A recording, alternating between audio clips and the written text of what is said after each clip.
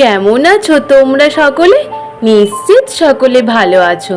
আজ তোমাদের জন্য আরো এক নতুন গল্প নিয়ে এসেছি, বুদ্ধির জোরে করে খাওয়া।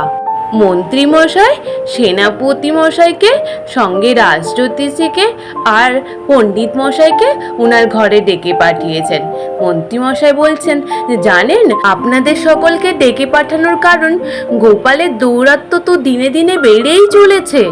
পণ্ডিত মশাই বলে, হ্যাঁ, আপনারা জানেন না আমার সাথে কি করেছিল, কিছুদিন আগে যা হেনস্থা করেছিল। রাজজ্যোতিষী বলে, হ্যাঁ হ্যাঁ মনে আছে তো, ওই প্রাতকালে আপনি স্নান করতে গেছিলেন, ঘাটের থেকে সমস্ত জামা কাপড় আপনার লুকিয়ে দিয়েছিল।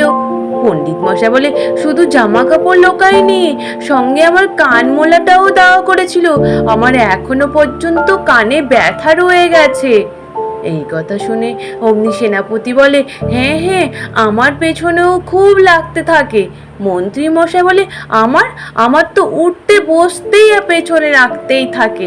ওই কথা শুনে অমনি আবার রাজজ্যোতিষী বলে, ঠিক বলেছ, কারোর পেছন ছাড়ে না গোপাল, এই জন্যই মনে হয় যেন রাজ্য ছেড়ে চলে যায়।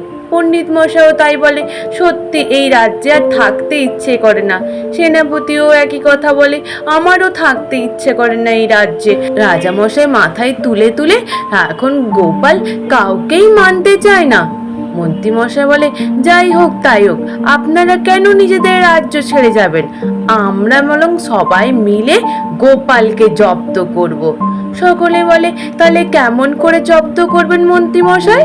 মন্ত্রী মশাই তখন বলে যে একটা উপায় আছে, গোপালের ঘরে ডাকাতি করাবো, তাহলেই পরে গোপালের সর্বশান্ত হয়ে যাবে, গোপাল পথে ভিখারি হয়ে ঘুরে বেড়াবে। সকলে বলে, হ্যাঁ হ্যাঁ তাই করলেই হবে, কিন্তু মন্ত্রী মশাই ডাকাত আপনি কোথা দিয়ে পাবেন? আমাদের রাজ্যে তো একটা ছিচকে চোর ওই কেলে পচাই আছে, কিন্তু ডাকাত তো নেই। মন্ত্রী মশাই বলে, ডাকাতের সন্ধান আমি করেই ফেলেছি। বহরমপুরে দুজন ডাকাত রয়েছে, একজনের নাম হেলা আর একজনের নাম ফেলা, দুজনেই যমজ ভাই, ঠান্ডা গন্ডা চেহারা। ওরা প্রচুর ডাকাতি করে বেড়ায়, ওদেরকে দিয়ে পুরো ডাকাতিটা করিয়ে নেব। সকলে মিলে বলে, তাহলে মন্ত্রী মশাই আগে তাড়াতাড়ি করে ডাকাতি করার ব্যবস্থা করে ফেলুন। মন্ত্রী মশাই বলে, তাহলে তোমরা সকলে রাজি তো? সকলেই রাজি হয়ে যায়। ওদিকে ডাকাত সর্দারের কাছে খবরও চলে যায়, আর ওদিকে গোপাল বাড়িতে বসে বসে মোহর গুনছিল। অমনি গোপালের গিন্নি এসে বলে, এই যে মিথ্যেবাদীর ডিম, বসে বসে কি করছো? গোপাল বলে, গিন্নি ওই যে রাজামশাইয়ের দেওয়া মোহরগুলো হিসেব করছি। বলে, শুধু মোহরগুলো হিসেব করলেই হবে? আমার জন্য তো গয়নাকাটি বানিয়ে দিতে হবে, তাই নাকি? বলে, হ্যাঁ হ্যাঁ দেবো তো গিন্নি, এখন মোহরগুলো হিসেব করে ঠিক করে গুছিয়ে রাখি, তারপর সময় মতো তোমার গয়নাগাটি বানিয়ে দেব। তারপর দুটো ডাকাত হেলা আর ফেলা নৌকোতে করে বহরমপুর থেকে কৃষ্ণনগরে আসছিলেন। হেলা ফেলাকে বলে, এই শোন, আমরা জানি যে সব রাজ্যের রাজা আর মন্ত্রীরা আমরা ডাকাত বলে আমাদের পেছন ছাড়ে না, আমাদেরকে তাড়া করে মারে, কিন্তু এই রাজ্যের মন্ত্রী হঠাৎ করে আমাদেরকে ডেকে পাঠালো চুরি করার জন্য। যে মনে হয় ওই যে গোপাল নামে যে লোকটা আছে, ওনার বাড়িতে মনে অনেক ধন সম্পত্তি আছে, তাই হয়তো মন্ত্রী মশাই আমাদেরকে ডেকে পাঠালেন ওনার বাড়িতে ডাকাতি করার জন্য। সে যাই হোক না কেন, উনি বলেছেন ডাকাতি হয়ে গেলে আবার উনি অর্ধেক ভাগ নেবেন বলে। হেলা আর ফেলা বলে, হ্যাঁ হ্যাঁ তাও তো ঠিকই, ঠিক আছে চল আমরা যাই। তারপর পৌঁছে যায় কৃষ্ণনগরে। অমনি নৌকো থেকে নেমে মাঝিকে বলে, মাঝি তুমি এখানে থাকবে, রান্না বান্না করে খাবে, আমরা ডাকাতি করে ফিরে এলে তোমাকে নিয়ে চলে যাব।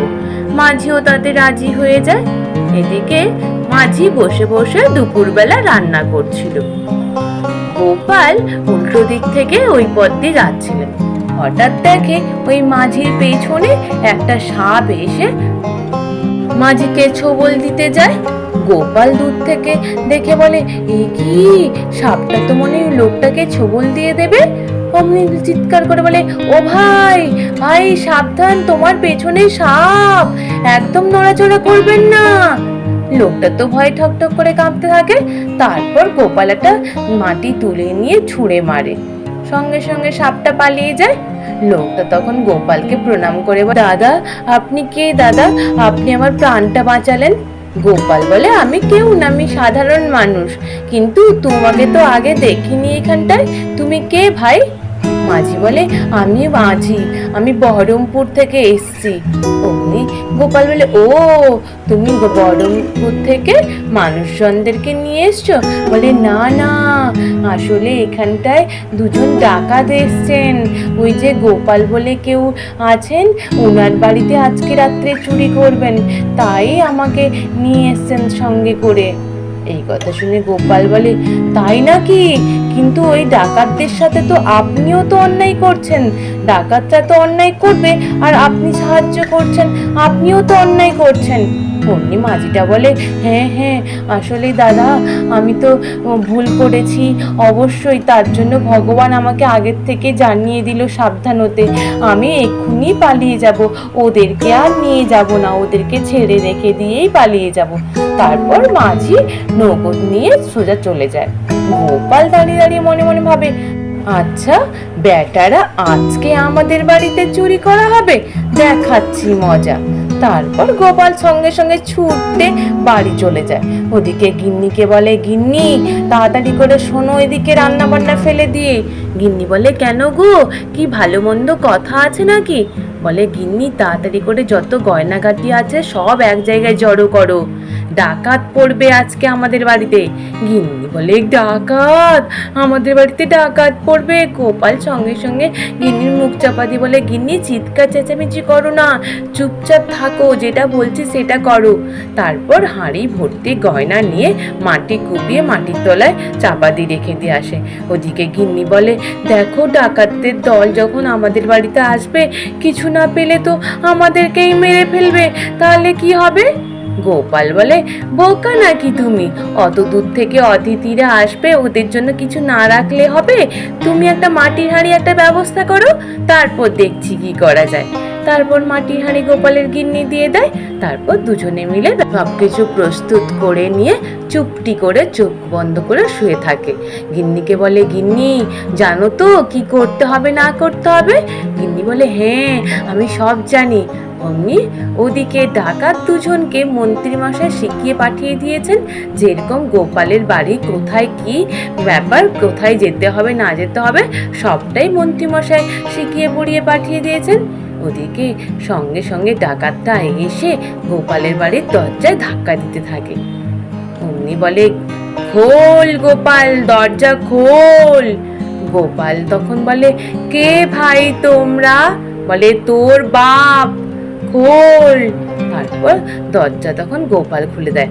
হারে রে রে রে রে রে করে ডাকাতের দল বলে, তাড়াতাড়ি করে তোর ঘরে যা জিনিসপত্র গয়নাগাটি রেখেছিস বের করে আন, আমরা সব লুট করে নিয়ে যাব। গোপাল ভয়ে কাঁপতে থাকে, মিছিমিছি বলে, আসলে আমার বাড়িতে কিছু নেই, কি দেব? গোপালের গিন্নি বলে, দিয়ে দাও, ওই যে যা রেখেছো সব দিয়ে দাও। বলে, ভাই ওই যে আমাদের রান্নাঘরে শিকেতে একটা মাটির হাঁড়ি আছে, ওই হাঁড়িটাতেই সমস্ত কিছু আছে, ওটাই নিয়ে যান। তারপরে ডাকাতের দল ওখান থেকে মাটির হাঁড়িটাকে তুলে নিয়ে অমনি বলে, তাহলে আমরা চললুম, বলে মন্ত্রীমশাইয়ের বাড়িতে এসে উপস্থিত হয়ে যায়। ওদিকে গোপাল তাড়াতাড়ি করে বলে, গিন্নি তাড়াতাড়ি করে একটা সাদা কাপড় মাথায় বেঁধে দাও, তারপর মাথায় আলতা একটু ঢেলে দাও। তারপর গিন্নি সঙ্গে সঙ্গে গোপালের মাথায় সাদা কাপড় বেঁধে দেয় আর আলতা ঢেলে দেয়। ওদিকে মন্ত্রীমশাইয়ের বাড়িতে ডাকাতের দল যখন চুরি করে নিয়ে যায়, মন্ত্রীমশাই তখন বলে, কি সমস্ত কিছু সব ঠিকঠাক করে ডাকাতি হয়েছে তো? বলে, হ্যাঁ হ্যাঁ, দেখুন এই তো হাঁড়ি ভর্তি সব গয়নাগাটি নিয়ে চলে এসছি। তারপর হাঁড়িটা যখন খুলে দেখে, হাঁড়ির ভিতরে জুতো আর একটা ইঁদুর। এইগুলো দেখে অমনি মন্ত্রীমশাই বলে, এ কি ডাকাতি করেছেন? হাঁড়ির ভিতর জুতো আর ইঁদুর ছানা, আপনাদেরকে তো আগে শাস্তি দেব। এদেরকে সেনাপতি, এদেরকে আগে বেঁধে ফেলো, নিয়ে একদম ওদেরকে গারদে পুড়িয়ে দাও। অমনি ওরা বলে, আমাদেরকে গারদে যদি পোড়ান আমরা সব সত্যি কথা বলে দেব কিন্তু রাজা মশাইয়ের কাছে। ওই ভয়ে মন্ত্রীমশাই ওদেরকে ছেড়েও দেয়। তারপর মন্ত্রীমশাই রাজসভা যায়। ওদিকে গোপাল মাথায় সাদা কাপড়ে পেটটি বেঁধে রাজামশাইয়ের কাছে গিয়ে কাঁদতে কাঁদতে বলতে থাকে, রাজামশাই আমাদের বাড়ি ডাকাতি হয়ে গেছে, রাজামশাই সর্বশান্ত হয়ে গেছি রাজামশাই। রাজামশাই বলে, গোপাল আর কেঁদো না, কেঁদো না, তুমি আর কেঁদো না, আমি দেখছি। সেনাপতি, কেমন রাত্রে পাহারা দিচ্ছ যে গোপালের বাড়ি থেকে ডাকাতি হয়ে যাচ্ছে? মন্ত্রী, তাড়াতাড়ি করে গোপালকে নিয়ে গিয়ে কোষাগার থেকে গোপালের যা যা চুরি হয়েছে তার দ্বিগুণ সমস্ত কিছু দিয়ে দাও। তারপর মন্ত্রীমশাই গোপালকে কোষাগারের দিকে নিয়ে যায়। মন্ত্রীমশাই বলতে থাকে, গোপাল, তুমি রাজামশাইকে বোকা বানালে তো কি হয়েছে, আমাকে তুমি বোকা বানাতে পারবে না। তোমার ওই মাটির কলসির মধ্যে কি গয়নাগাটি ছিল? অমনি গোপাল বলে, মন্ত্রী মশাই, আপনি জানলেন কি করে ওটা মাটির কলসি ছিল? ও, বুঝতে পেরেছি, এর মধ্যে আপনার হাত ছিল, তাই না? মন্ত্রী মশাই তো ভয় থতমত খেয়ে যায়। অমনি মন্ত্রী মশাইকে বলে, কি পারলেন না তো আমাকে ডাকাতি করাতে? দেখুন বুদ্ধির জোরে আমি কেমন দ্বিগুণ মোহর নিয়ে যাচ্ছি। এটাকেই বলে বুদ্ধির জোরে করে খাওয়া। আজ এই পর্যন্ত। নিশ্চিত তোমাদের সকলের ভালো লেগেছে। আর যদি ভালো লেগে থাকে তাহলে একটু লাইক আর সাবস্ক্রাইব করে দিও। আর তোমরা সকলে ভালো থেকো, কেমন? টাটা।